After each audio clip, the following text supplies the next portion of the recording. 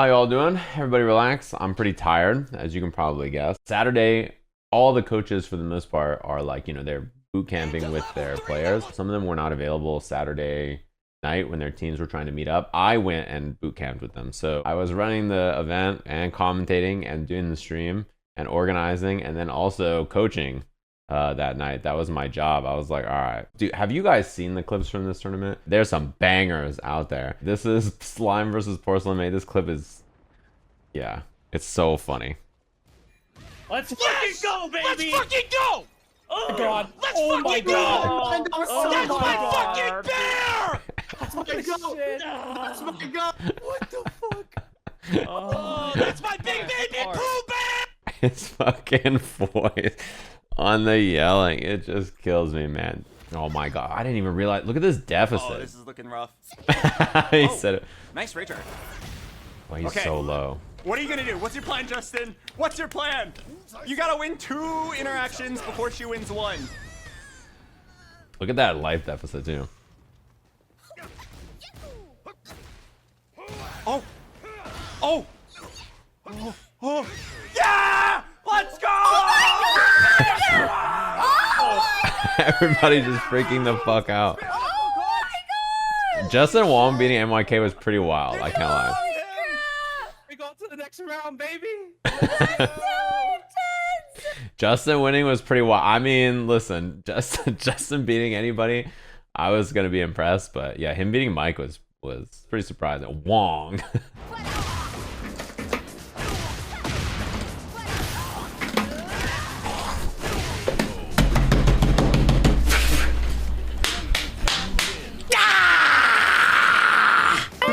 Let's fucking go! Oh Fee! Coach Fee! Yes. Yes! Oh my god, I love you, Vivi! Yes! Yes! Oh! Let's go, Vivi! You are a god! Let's go, Victoria! Let's go! MYK posted the week clip. Let me.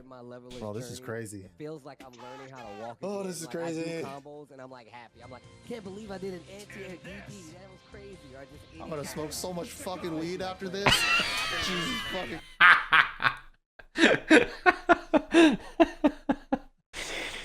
All right. Boom. Here's the results. Obviously, Team Joey Fury won.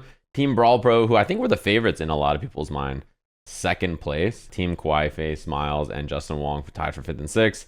BDX 4th. MYK 3rd. MYK, I gotta say, there was a lot of coaches matches. MYK really was a fucking beast. I was really hoping that we would get coaches matches somewhat often, right? Because it's the most hype way to end the set, right? Because that means that the teams are even. It's 2-2, and then you get to watch the coaches and the progression from the people on the team who are literally brand new to literal, like, beast Tekken players. It feels very natural to watch. Yeah, it really is like my dad's gonna beat up your dad vibe. I kind of thought the viewership would be high, TBH, but I thought the viewership would be high in parentheses in the category. I didn't think that I would have 35,000 viewers on my channel. We had well over 100K in the category when you count Twitch and YouTube viewership. So like cleared over 100K on the first event, pretty sick. And one thing that I really liked is a lot of people's viewership went up. Like their normal viewership was higher. I was like checking around some of the channels. Yeah, it was really dope. I think people had a really good time. Clearly, if you think about this concept, it was gonna be successful, right? I think a lot of you probably know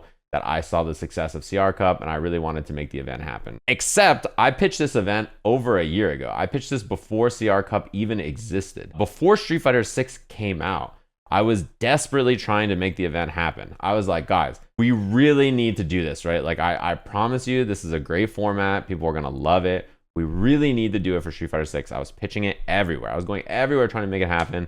And I just got told no over and over, or like not interested or whatever, right? So like nobody really wanted to do it. And then CR Cup obviously happened in Japan. If you guys don't know, CR Cup is Crazy Raccoon Cup. It's the same kind of format, right? They do the exact same thing with big Japanese streamers. They have like VTubers from HoloLive. And now if you look at Japanese Street Fighter viewership at night, the category is always higher than English speaking Street Fighter. It's like night and day. And it's all because of CR Cup. CR Cup is now carrying the category in Japan, and the game is more popular in Japan because of it. And if you look at the Street Fighter category at night in Japan, it's like 4 streamers who don't play fighting games, who are just big streamers playing the game. So when Tekken was coming out, I was like, hey guys, this event, I really want to make it happen. I wanted to do it for Street Fighter. CR Cup is so successful. Can we make it happen for Tekken? Like, I really like to do it. It was just a whole bunch of no's. It was a whole bunch of like, well, you know, I don't know. Nobody really wanted to do it. So I just did it myself. Here we are, and now it's very successful, which is really awesome, and we'll be doing it again. And I think price per viewership, it has to be one of the most successful fighting game event ever. There's so much genuine interest in it. You can't really buy that. It's kind of hard to, you know, do it. There was a Japanese version of this very recently that Bandai Namco tried to do, and like the streamers like didn't practice and they just booted up special style and they mashed for 10 minutes and then they left because it was like a sponsored activation basically, right? It's like the difference of people genuinely want to do it and like have a fun time and learn fighting games in a cool environment. Particularly because if you're a streamer, learning something like this where the whole world is your potential opponents versus like your friends who you can train to beat and there's like a hype storyline, it's a much easier buy-in for everybody, right? The thing about the prizing, right? So the prizing, all the prizes you guys saw, they were given to me by the people who are doing it. So Kwamba with the giveaway, Tesseract, Junk Food, and Razor are hooking it up, and Evo's gonna help get some people over to Evo. But everything, like I'm buying the travel and paying all my TOs and paying Steve and paying the admins. I had a few brands reach out, and the offer I made was that for this event, I didn't want anybody to purchase the title sponsorship, as in the Sajam Tekken Slam presented by, or the insert brand name here, Sajam Tekken Slam. And the reason I didn't want them to buy that is because it's not theirs, it's mine. You didn't make it, you didn't help put it together, you didn't do anything for it, it's mine, right? We put it together, me and my admins, we did the work, so you cannot buy it. They asked me, is there an amount of money that we can offer you to like be the title sponsor? And the answer was no. I said, however, if you want to give away product for prizes, I really appreciate it. And if you want to get involved and help on the next one and you want to be like a title sponsor or help pay for things or help cooler prizes and stuff, then I'd be more than happy to, right? I already planned to pay for everything, right? So I basically said, if you want to work with me now, I'd be happy to work with you for the next time. So everybody who worked with me, I'm going to be happy to reach out to them first for the next one. Because, you know, realistically, those are the kind of people I want to work with, right? And to get eyeballs on your thing and a viewership, like we have over 100K concurrence on Twitch and YouTube. So to get that many eyeballs on your controllers is like worth endless amounts of money. Imagine hiring a streamer who has 35,000 viewers to stream your game. Like that's going to cost hundreds of thousands of dollars. That ad space is extremely expensive to buy.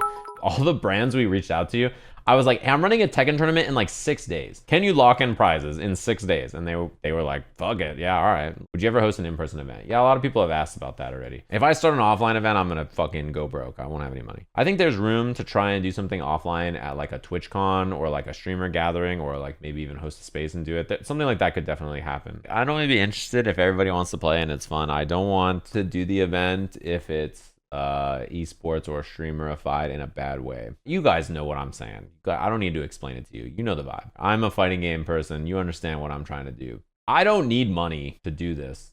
I could just do this. If I just got all of the prizing paid for and had enough money to pay for all the staff, I'd be perfectly happy. I need to make zero money and it'd be fine. When I did like the Microsoft event series as an example, I like didn't end up making money because I just spent the money on my staff, which was fine. I would much rather run the event and then break like zero. I don't need to make any money. The other thing is, everybody last night at like 2 a.m. was like, all right, man, when you run another one? When the I'm trying to sign up. When the fuck is another one right now? I'm trying to play right now. What do you think for the format for the next one? Like, I'm not interested in doing it like in 2 weeks or a month or whatever. Like we need a little bit of time. I'm thinking that this is something you can do quarterly or like 3 times a year is my thought. Because we have to figure out where we're going to send these motherfuckers if they win, or what are we going to give them? If we do one in the fall, then sending people to Evo Japan would be cool. But like, where do we send people if it's not Evo before Evo Japan's over, right? Like, Combo Breaker's too soon. CEO is also soon. Those 2 things are before Evo. Open a calendar. Obviously, you don't want it to feel like, okay, they play in the tournament, they have fun, and then there's nothing after that connects them with the fighting game community. And like the offline parts of fighting games are the best parts. And I think a trip to Evo is like, yeah, when you go there, you just, it helps you get it. Helping make that happen is cool. Lazy Madman is making it out of pools. This motherfucker is making it out of pools in winners at Evo. Like, I'm just telling you that right now. There's no doubt in my mind. I wouldn't be surprised if like half the people make it out of pools, to be honest with you. Yeah, Rob CD's Flay is going to cost me more money than the rest of his team combined, for sure. It's okay. People were mad, like, I thought this was an NA only event. It was. When Rob asked me, he asked me in person, and he asked me really early when we were still forming the idea, and then he went home. And I was like, oh yeah. And I'd already told him I was down to have him, so I was like, well. And then Kita Hasegawa told me he was going on vacation to Asia.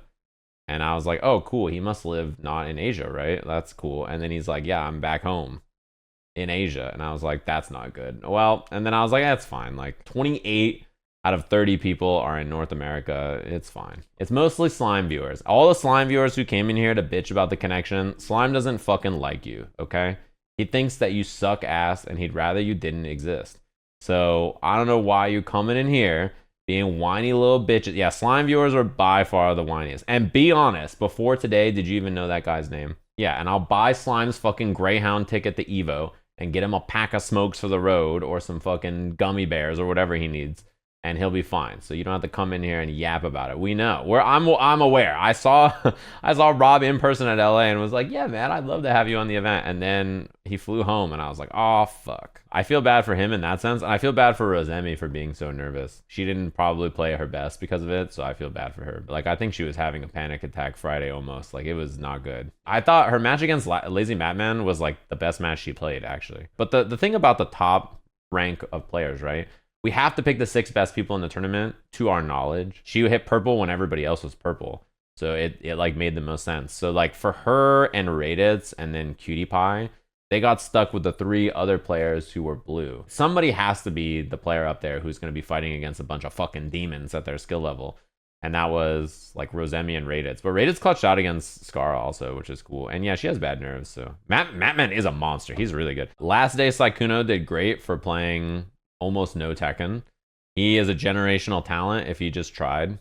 Emily Wang put in the fucking work. She was by far the MVP for having no fighting game ability to making it to Flame Ruler with Lily, and then being truly she saved the tournament, because if she didn't win, then the next 2 matches, Lazy Madman won and then Brawl Pro won. So her team would not have won without her clutching out and beating Coney twice. She's the only person that beat Coney. And then most fighting game award goes to Lily Pichu. Nobody is more of a fighting game player than Lily Pichu. Which award should Super win? Okay, Super's chat room. Listen, you could clip this for Super. Super started late because he was a coward and he didn't want to play, and then he agreed to play. And he got really good really fast. I did a feedback form for like everybody who participated in the event, and by far the most common responses were like, I had a dope time. There's a, would you like to participate again? And like, are you interested? And all of them, every response was yes. And if you do it again, please invite me. I think next time, I haven't settled on it, but I think we might make 3 competition days. The first day is a ladder bracket. So ladder brackets is Swiss, but you can play as many sets as you want. So it would be like 2 hours of ladder. And what it does is it matches you up with players similar to your skill level, right? So let's say round 1, everybody plays the ladder bracket, right? You go 1-0, you play another player who's 1-0, then you play another player who's 2-0, then you play another player who's 3-0. And if nobody's undefeated, you play someone who's close to your skill, right? And if you lose, you play people who lost their first rounds, and etc. So what ends up happening is it's like Swiss. And at the end of the Swiss, you get an idea about where all the player levels are. And then it gives you a top 8, the 8 best performing players from the ladder bracket, playing a top 8 bracket. We watch the top 8 bracket, and then we give away a bunch of cool prizes and stuff. And it gives us an idea about power level of teams and players early. So then you can put them with the coaches based on power level after seeing everybody play, so you don't have problems where like Coney doesn't play the game before the fucking thing starts and then we have no idea what level he's at. And then we can put the teams together, do a round robin on one day, and then have them seeded, and then put the bracket together for Sunday. I think I'm also going to do a coach workshop day where the coaches just like, they rotate. Like, you sit with a coach and you talk about some Tekken and you like play with them. You play some games, you get an idea about what they're doing, you vibe for a little bit, and then you rotate. I might do like a coach workshop day where everybody gets to like try out all the coaches, see how they feel about everybody, see if anybody's vibing or bonding or anything's cool, and then, you know, do it like that. Coach speed dating, yeah, basically. My month is this. We just did this tournament. This weekend I'm restreaming Red Bull Kumite, so I'll be live this weekend. Next weekend, I'm commentating the Arc World Tour Finals. The week after that is Will It Kill. So it's a pretty busy month. We just wrapped up. I did Capcom Cup 2 weeks ago. And in April, I'm going to Japan for EVO Japan. So, you know, pretty busy time.